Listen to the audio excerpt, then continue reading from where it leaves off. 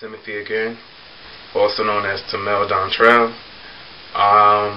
Like I said, it's one of my other videos. I'm going to be brief with this. I'm trying not to go over 4 minutes and 5 minutes, but I know I am going to. I get it so, I get it so well from my mother. She could be long-winded just as I can. But it's a lot of information. It's a lot of things I just want to share with y'all. But I know that there's certain things that you can't put out there on the internet because it will haunt you in the long run, and people will use it against you. But you know what? I have this mindset that someone out there is going through the same thing I'm going through, or went through, or someone may know someone who went through the same thing, and just don't know how to come and approach the person to comfort them, to talk to them, and to lead them in the right direction. But I just want to share something with you. It's a few things I want to share with you, but in small time, and hopefully I will share with you in a different video. From the age of 14, as some people may know about me if they're watching this, that I was struggling with my sexuality. I wasn't too sure if I wanted to be gay or straight, bisexual. I really didn't know about that. Hear that sometimes, that homosexuality is abomination, you go to hell, you do this, and you're going to catch HIV, you're going to catch AIDS, and you're going to be this bad person who won't be successful. But all that is false. I mean, if you live your life the right way. At the age of 14, I was dating an older guy. I was very into him. I didn't know that certain things would happen, that will cause me to get talked about, get in trouble myself with my parents, if the authorities getting into it. I didn't know this. I thought it was the gay way to do it. I didn't have a gay role model. I didn't have anybody to talk to at the time. But anyhow, there was something that happened in my life that had to, happen in order for me to wake up. That I'm not going to talk about because everybody is still talking about it to this day, and I'm 22. And this happened when I was 14. So people still talk about it to this day, and it kind of makes me afraid to even be around certain people because of my past. I was the type of person who was very promiscuous. People may know me. I was very promiscuous. I've slept with some guys. I thought it was leading up to a relationship, but only to find out that it was only just a quick nut, and that's about it. Sorry to be so explicit, but I'm just being real. I'm just being me. Just a quick nut.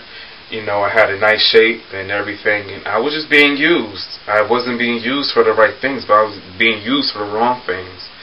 And that's where it ended up with me being depressed, not liking myself, not wanting to be near no one, and also it led me to a life-changing, situation.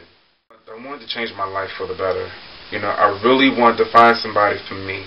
I was looking in the wrong places and not looking in the right places. I was searching for the wrong things and not waiting for it to come to me. I put myself at risk. I put myself in bad situations where I didn't even have to be at. Not to say that I didn't have anybody in my life to talk to.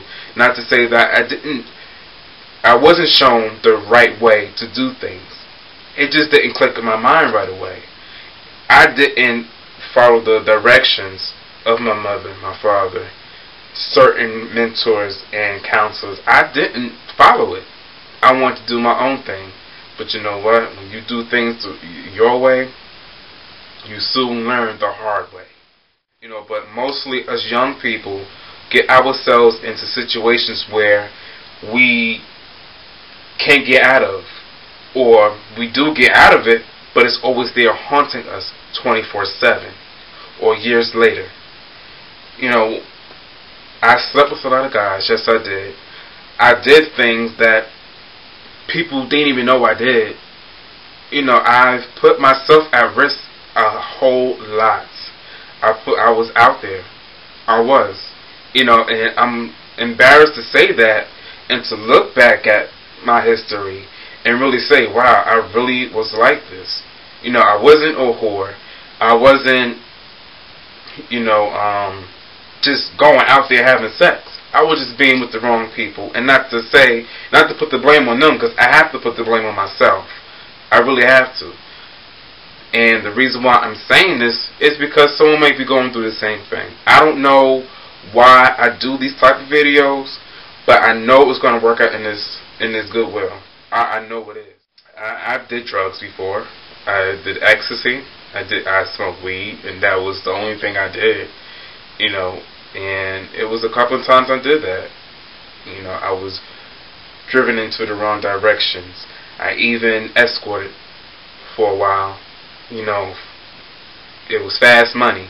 You know, but I did it the safe way. You know, I didn't put myself at risk, and I also didn't put people at risk. And you know, most of the times it wasn't even just having sex. It was just talking to someone and getting paid for it. You know, it's embarrassing to say this, and I know that people's going to look at me differently for saying this, but it's real. I have to go through some things and learn from it. You know, and I just want a turnaround for others. You don't have to do things. You can go back to school. You can work. You can do things for yourself. You don't have to depend on other people or do things the fast way. Because when you do things the fast way, it all blows up and it all blows down.